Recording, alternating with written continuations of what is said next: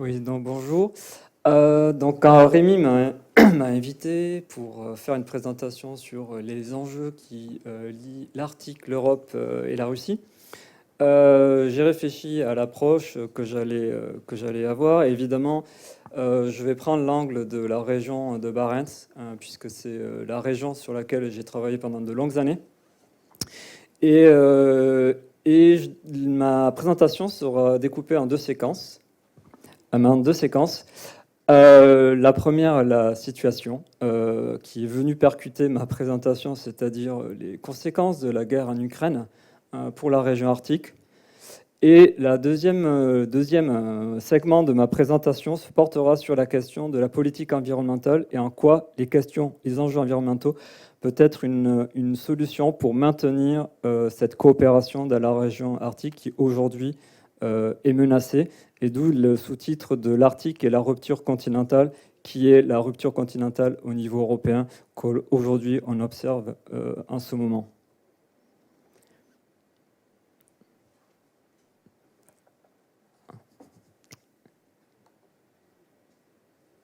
Ah, comment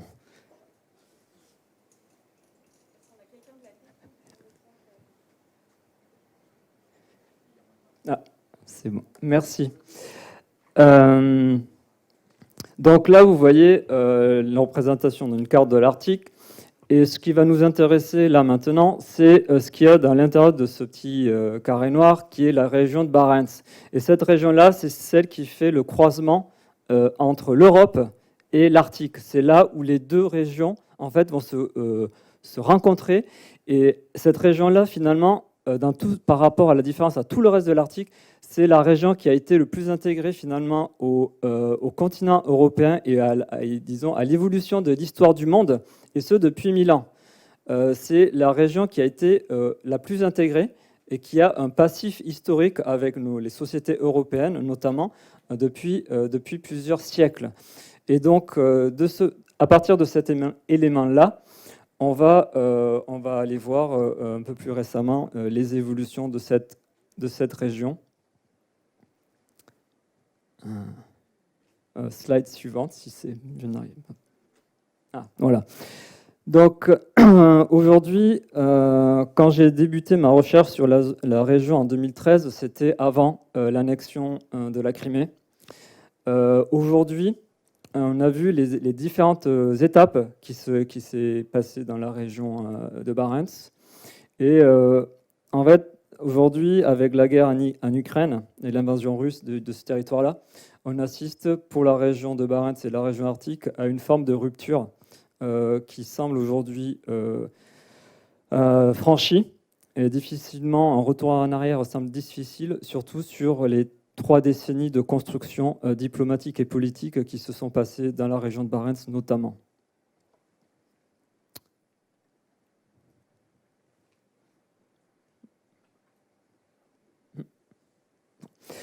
C'est en anglais, mais c'est un extrait du communiqué de la Fondation de Bellona, qui est une ONG norvégienne qui travaille depuis plus de 3 décennies en Russie, qui a établi des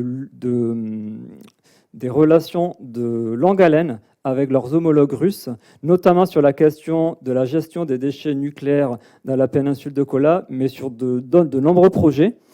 Et dans leur communiqué, il est dit notamment que pour eux, évidemment, la situation de conflit actuellement en Ukraine fait qu'il n'est plus possible de maintenir leurs activités en Russie, et donc ont annoncé leur retrait de Russie, notamment leur bureau à Mourmansk. Et donc ça, c'est une rupture essentielle. C'était toute l'émulation de la région de la Barents à l'issue de la guerre froide. C'est fait par la création de ces ponts, de ces communications entre les pays nordiques, mais aussi la Russie. Et là, on assiste à une rupture. C'est-à-dire que une ONG comme Bellona fait le choix fort d'interrompre ses activités face à la situation actuelle sur le continent européen et face aux actions russes. Et donc, ça marque une rupture. Une rupture sur les 3 dernières décennies qui était marquée par cette évolution positive et de coopération et d'intégration régionale.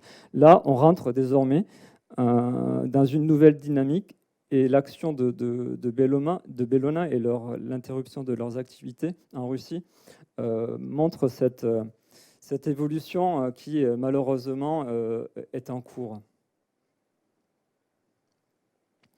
Donc pour revenir à ces 3 dernières décennies, évidemment, c'était l'idée qui a été portée. Il y a eu évidemment le discours de Mourmansk de Mikhaïl Gorbatchev en 87, qui a été un moment fondateur pour sortir de l'esprit de la guerre froide. Et même si l'Union soviétique à ce moment-là était toujours existante, il y avait déjà l'idée de mettre une première pierre et de sortir la région de ce contexte, de cette confrontation entre les 2 grandes puissances. Et en 1993, donc une fois la dissolution de l'URSS et la naissance finalement de l'État moderne russe, de la Fédération de Russie, il y a eu évidemment cette déclaration de Kirkenes en 1993 et la création du Conseil euro-arctique de Barents, qui était un élément, un pilier fondateur de cette intégration régionale dans laquelle la Russie allait s'associer avec ses voisins européens, nord-européens. Donc ça, c'était le début des années 90, la naissance d'une dynamique positive de lien qui va se créer entre Russes et Nordiques. Donc ça, c'est un élément constitutif de cette construction de l'après-guerre froide qui aujourd'hui est remise en cause.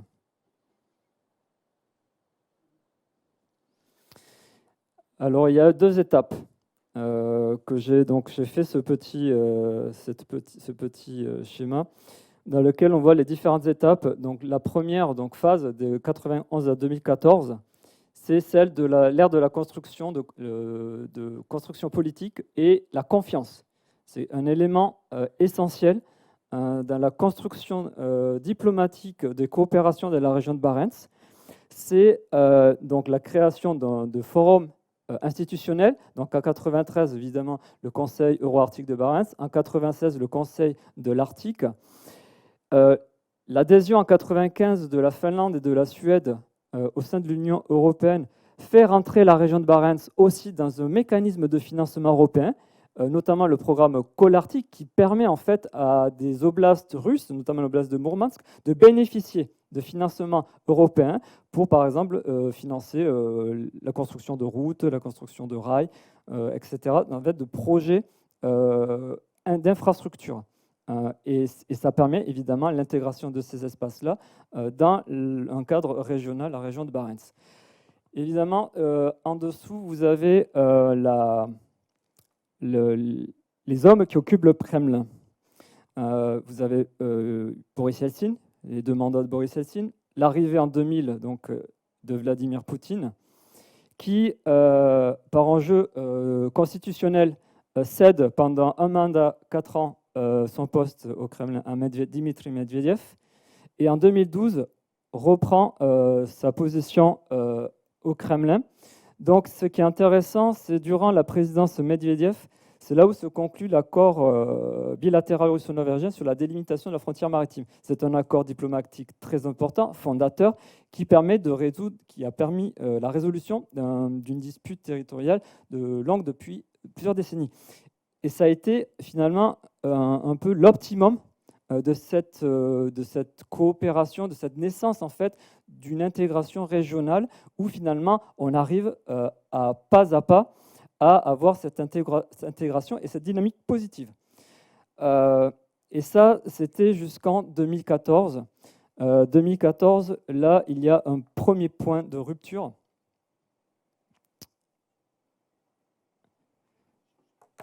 Avec l'annexion de la Crimée par la Russie. Au cours de mes recherches, j'ai pu rencontrer beaucoup de mes collègues norvégiens.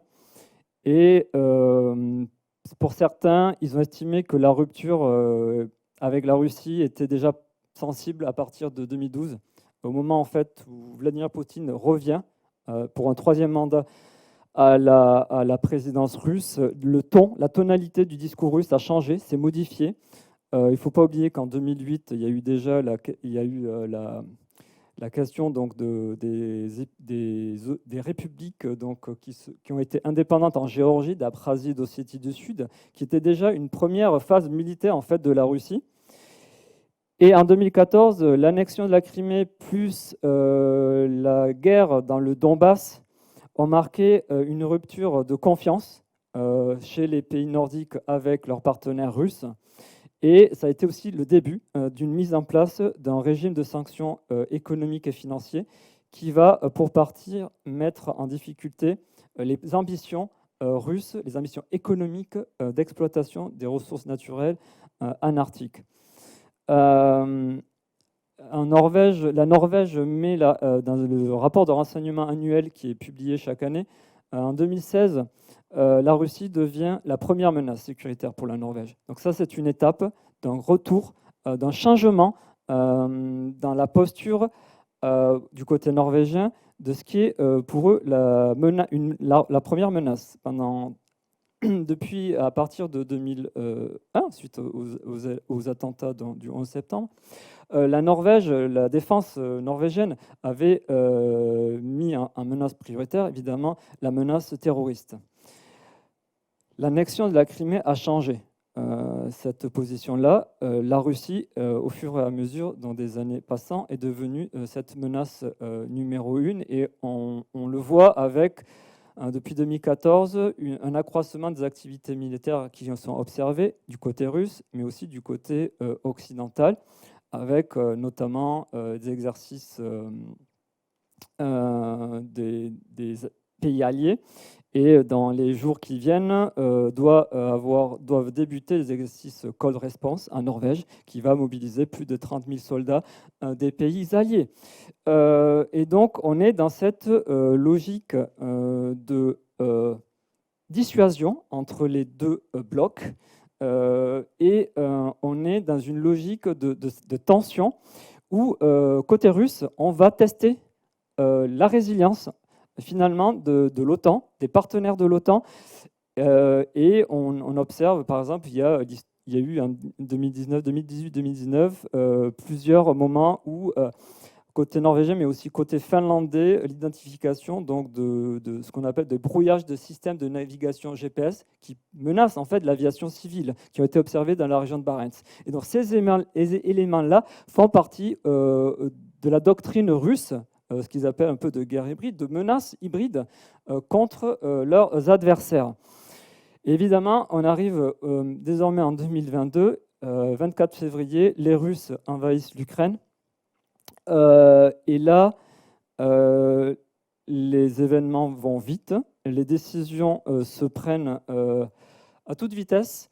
Les Occidentaux mettent en place un régime de sanctions économiques et financières sans égal. Les sanctions qui ont été prises aujourd'hui par les pays occidentaux sont supérieures à ce qu'aujourd'hui subit l'Iran. Il faut comprendre en fait la dimension des sanctions qui sont mises en place.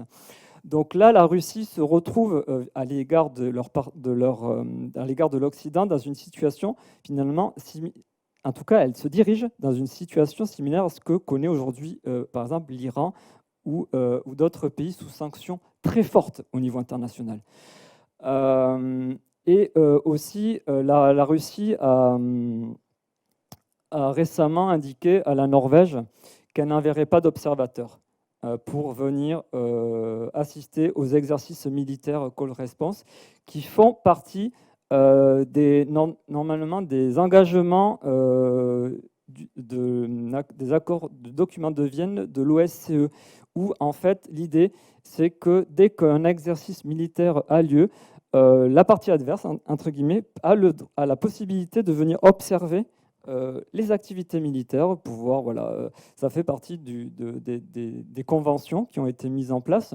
Et là, la Russie a décidé de claquer la porte de cet exercice-là. Donc, évidemment, la conséquence de ce choix-là, c'est évidemment, on n'est plus dans un rapport de confiance, mais dans un rapport d'affrontement.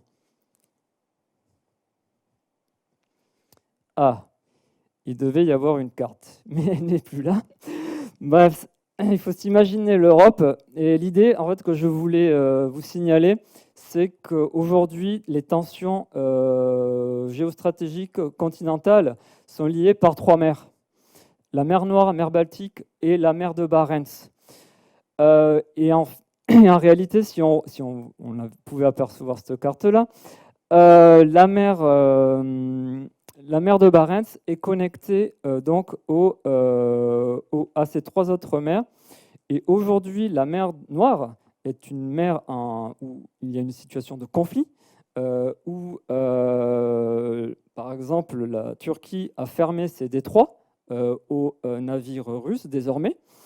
Et l'idée, c'était que une situation de conflit dans une de ces 3 mers pouvait aller à vous créer des conséquences en fait sur les autres mers. Il y a une interdépendance stratégique qui s'est mise en place du fait aujourd'hui à la fois de la question donc de la position stratégique et de dissuasion côté russe, mais aussi la position et la politique de dissuasion côté OTAN, pays alliés.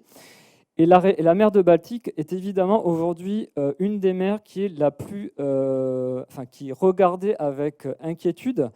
Et notamment, il y a eu, à la suite de l'invasion russe, toutes ces discussions en Finlande, et ça a été mentionné ce matin en Finlande et en Suède sur la question de l'adhésion de ces pays à l'OTAN. Les choses sont retombées.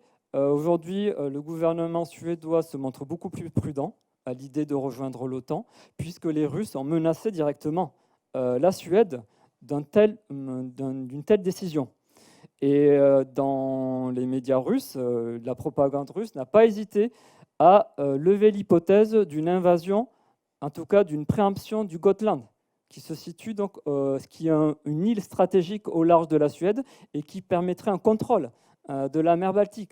Donc même s'il y a eu cette agitation et que l'opinion, aujourd'hui, l'opinion publique de ces 2 pays est favorable à cette adhésion de l'OTAN, les décideurs, les gouvernements en place aujourd'hui dans ces 2 pays se montrent prudents à raison des potentielles conséquences de cette décision-là.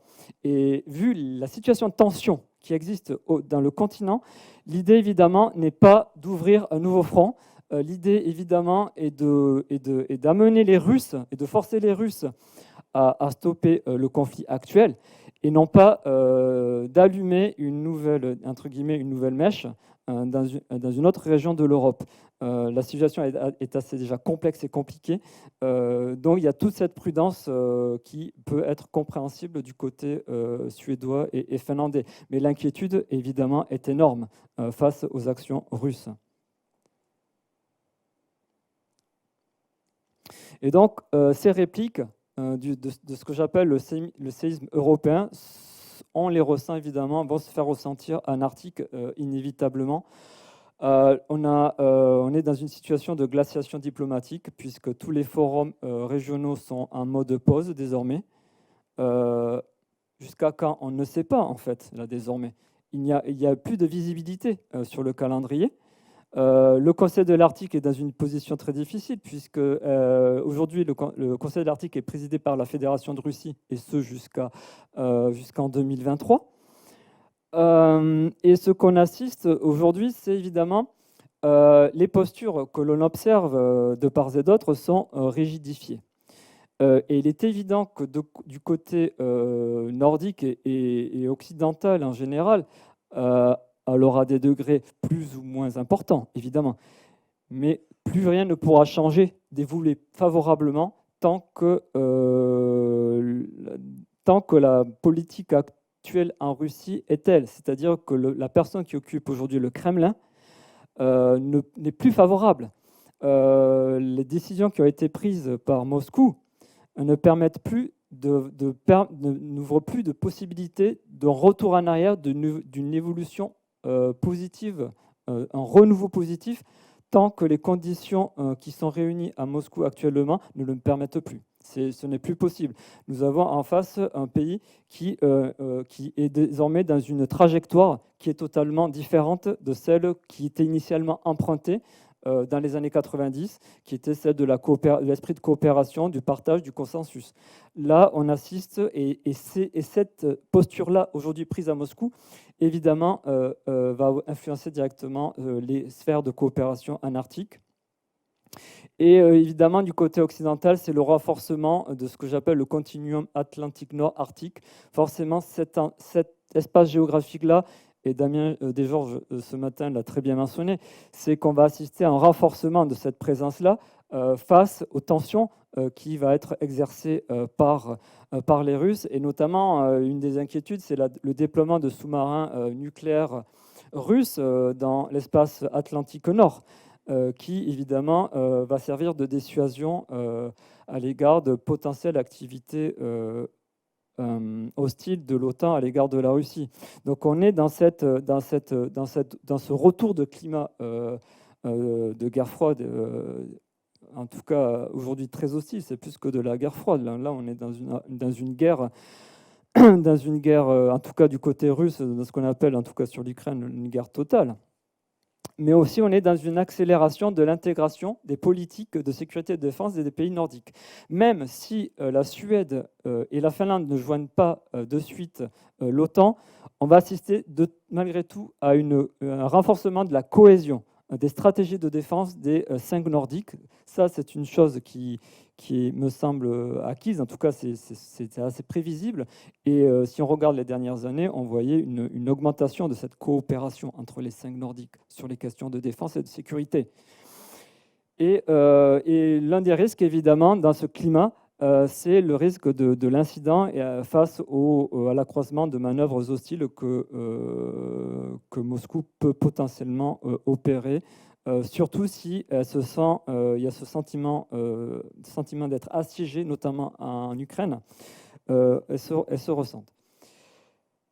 Alors, pour essayer de voir un peu quelle pourrait être la porte de sortie un peu favorable dans ce climat-là qui s'installe pour un long moment, la question environnementale peut être une des dernières portes, en tout cas, où les coopérations pourraient se poursuivre, car il y a des objectifs évidemment communs à l'ensemble des pays arctiques. Il y a un certain consensus sur les enjeux environnementaux. En tout cas, c'est un point d'interrogation. Moi, j'ai lu notamment les trois stratégies arctiques qui ont été publiées sur la dernière année en Norvège, Suède et Finlande. Et on trouve certaines thématiques communes sur la question, évidemment, du constat du changement climatique, que les Russes eux-mêmes aussi en font le constat. La nécessité, évidemment, de répondre à ces défis via des politiques publiques fortes, et la question de la transition écologique, qui est aujourd'hui une des priorités de l'ensemble des États arctiques. Et ça, c'est un point d'accroche commun entre l'ensemble des États. Et la question de la protection des droits des populations autochtones, qui est aussi soulignée dans ces 3 documents-là. Et un point important, côté russe, le programme de la présidence russe, donc avant évidemment le déclenchement des hostilités, mais ça faisait partie des objectifs, des priorités du Conseil de l'Arctique au cours de sa présidence. Donc on voit des points de discussion cohérents sur ces enjeux-là. Et on le voit en fait sur les 3 décennies. Il y a eu des résultats assez probants, assez positifs sur ces enjeux-là. Il y en a 3. La question de la gestion durable des pêches en mer de Barents, les questions de restauration écologique et la gestion des déchets radioactifs. Premier exemple, c'est l'année dernière, donc en décembre 2020, la fermeture de la fonderie de nickel qui est détenue, donc infrastructure industrielle détenue par le groupe Norilsk Nickel, groupe russe, qui est la petite ville de Nickel, donc un peu plus de 10 000 habitants, qui est située non loin de la frontière avec la Norvège, était un des points sensibles à l'issue de la guerre froide entre Russes et Norvégiens, en raison de ces nuisances environnementales, cette fonderie émet énormément de dioxyde de soufre qui pollue évidemment l'environnement local, dont les habitants de Kirkenes se plaignaient à raison de la mauvaise qualité d'air constatée. Et il y a eu 3 décennies de discussions, de négociations pour arriver à moderniser ou à fermer cette infrastructure. Et finalement, en 2020, on a touché au but avec la fin de ces activités qui nuisaient à l'écosystème et à la santé humaine. Mais depuis 2021, les Russes font face au défi de la reconversion en fait, de ce site. Et là, pour l'instant, il n'y a aucune solution en vue. Deuxième élément, la question de la pêche. Ce matin, ça a été abordé assez largement, donc je vais être assez bref. Mais depuis 1976, Russes et Norvégiens travaillent conjointement dans une commission pour chaque année attribuer le quota de pêche des différentes espèces de cabillaud et d'aigle-fin. Et cette commission est une commission qui marche. Les 2 pays, sur ce point-là, s'entendent. Et d'ailleurs, c'est intéressant, dans les signaux faibles envoyés par la Norvège, certains acteurs de l'industrie, notamment de pêche, indiquent qu'il faut continuer en fait, à coopérer, éviter en fait, les incidents dans ce secteur économique qui est important à la fois pour la Norvège et pour les Russes. Et notamment, certains disent évidemment que les ports norvégiens doivent rester ouverts aux navires de pêche russes. Donc il y a cette volonté de traverser en tout cas la crise actuelle et de préserver cette activité économique importante pour les 2 pays. Et un des défis à venir, évidemment, ce sera la question de l'évolution des stocks halieutiques avec le déplacement des populations et comment ces évolutions vont influencer le travail de cette commission pour anticiper en fait, les difficultés à venir avec le déplacement de ces stocks à l'avenir.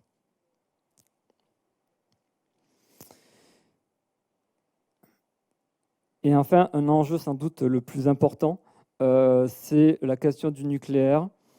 La région arctique, et cette partie-là de la région arctique, évidemment, est une région fortement nucléarisée. Depuis les années 90, la Norvège, notamment, a participé, a soutenu la Russie contemporaine pour aider à gérer l'héritage, le lourd héritage soviétique en matière de nucléaire, et notamment ces vieux sous-marins nucléaires. Donc il y a eu d'importants programmes de soutien dont l'association norvégienne Bellona a participé. Il y a eu, donc ça, c'est la question de ces déchets-là est une question qui est toujours actuelle. Il y a toujours des sous-marins nucléaires qui gît dans les fonds marins et il faudra évidemment essayer de collaborer avec les Russes pour essayer d'éviter de potentielles pollutions dans les années à venir. Et le nucléaire est aussi une question future puisque les Russes ont toujours des projets nucléaires, notamment l'élaboration de futurs brise-glaces nucléaires et aussi la construction de ces nouvelles générations de sous-marins nucléaires classe Borei. Donc le nucléaire est toujours une question présente et d'avenir dans la région. Donc pour conclure, l'idée, en tout cas c'est une recommandation, mais en tout cas un souhait, c'est d'éviter évidemment l'enfermement. Éviter que la guerre actuelle enferme totalement la région arctique dans cette dynamique-là et que ce qui a été construit il y a 3 décennies, ces ponts-là puissent évidemment se maintenir. Mais pour cela, il doit faire face à plusieurs défis.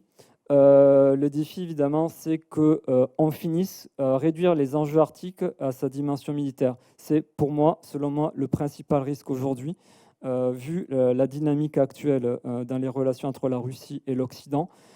Et l'une des conséquences qui est sur le plan humain, selon moi, le plus dramatique, évidemment, c'est l'affaiblissement des échanges entre les populations. C'est ce qui avait permis, dans les années 90, la construction de ce mécano institutionnel, notamment dans la région de Barents, et le fait qu'aujourd'hui, la Russie plonge. C'était assez théorique ces dernières années, mais là, on est dans du concret, dans un système, un régime autarcique, d'isolation complète du reste du monde. C'est une menace qui est réelle et évidemment donc menace les échanges entre les populations de la région. Et une des grandes interrogations suite au régime de sanctions et financiers qui est mis en place, c'est la capacité maintenant des Russes à financer leurs projets. là, il y a un vrai point d'interrogation sur toutes les ambitions russes, vu la situation et vu la crise économique dans laquelle la Russie s'apprête à basculer. Et évidemment, derrière l'Europe, qu'est-ce que l'Europe peut faire dans cette situation-là? La publication du document donc, de stratégie européenne de la Commission européenne qui a été publié à la fin de l'année dernière. Mais évidemment, la question de la transition écologique, l'article au cœur de la politique, de la stratégie européenne en matière de transition écologique. Et évidemment, c'est un pilier fondamental. C'est sans doute en quoi l'Europe peut se distinguer et dont c'est l'importance pour sa souveraineté, mais aussi la notion qui est largement portée par les différents membres de la Commission européenne, la question de l'autonomie stratégique. L'Arctique est un pilier essentiel. Merci. Merci beaucoup.